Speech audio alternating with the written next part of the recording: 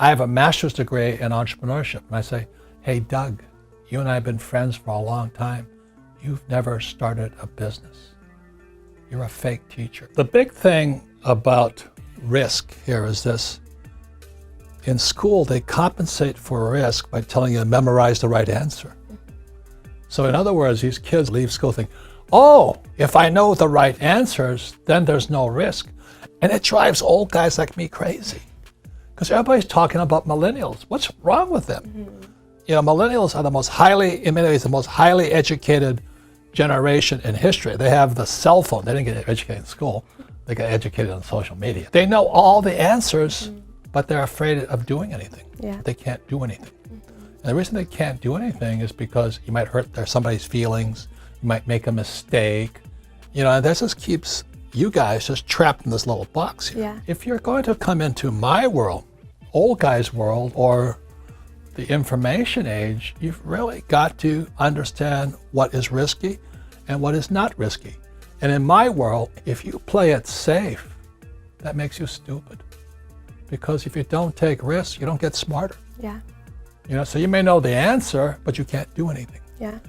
And one of the best things I had is I went to military school, then I went to flight school.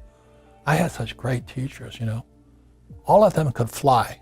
You know, so my flight instructor could fly. What a novel idea. You know, a flight instructor can fly. But when I was in high school, most of my teachers were terrified. They're all cowards, you know, job security. Don't make mistakes. Just memorize the right answer and you'll be safe. And that's why most school teachers aren't rich. Yeah. And they teach that to your generation. Yeah. If you're going to be successful, you've got to take some risk. Yeah. And when you take a risk, you make a mistake, and you might learn something, because we're supposed to learn from our mistakes.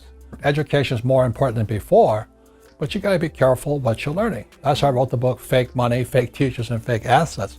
Don't listen to fake teachers. I have a friend, he teaches entrepreneurship at UC Santa Barbara. And I call him up and I say, how in the world can you teach entrepreneurship? He says, well, I have a master's degree. I said, ask the question again. What gives you the right to teach your entrepreneurship? He says, I have a master's degree in entrepreneurship. And I say, hey, Doug, you and I have been friends for a long time. You've never started a business. You're a fake teacher. He goes, but I have all the answers. I said, yeah, but you don't know how to start a business. Like some of the biggest fake teachers are those financial planners. They're telling you to save money. Why would you save money when the government's printing money? Then they tell you to invest for the long term in the stock market. And you guys know the stock market is ultra short term. There's high frequency trading. Today, long term is a split second. But they're telling you, guys like my generation, to keep your money in the stock market for 40 years and you have nothing left at the end of it.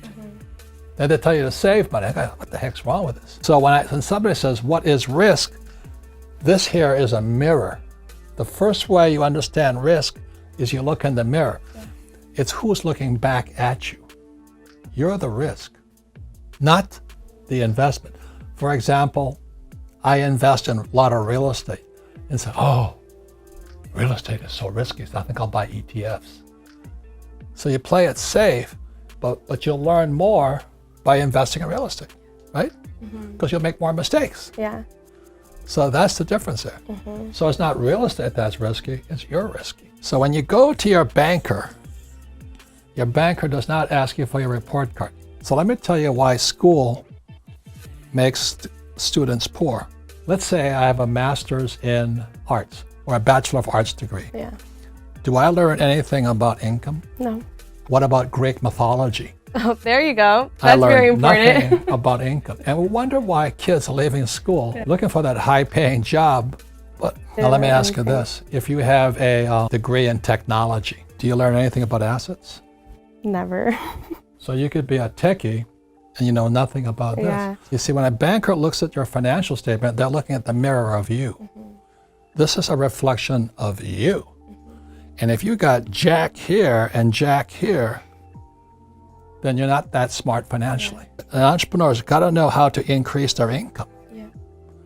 And an entrepreneur's got to know how to create assets.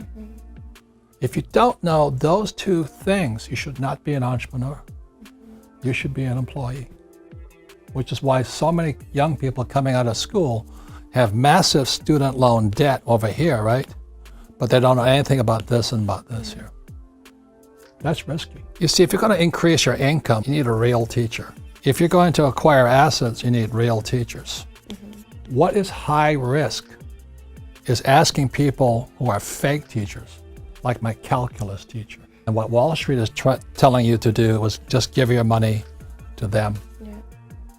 That's risky. Stocks, bonds, mutual funds, savings, and ETFs. I don't touch that stuff, but maybe you should. Because if you don't want to take risk, save money, invest for the long term in stocks, bonds, mutual funds, and ETFs over here. But with the next crash coming, you'll lose it all. That's risky. The frightening thing is, here's your generation. You guys have student loans here, right? Lots of student loans here. And here's my generation, the old guys, the baby boomers. Their pensions have been stolen. There's nothing in them.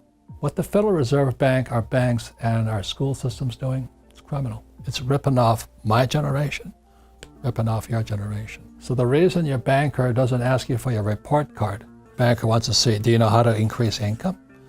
Do you know how to minimize taxes legally? How to minimize debt or create debt to buy assets? That's financial IQ.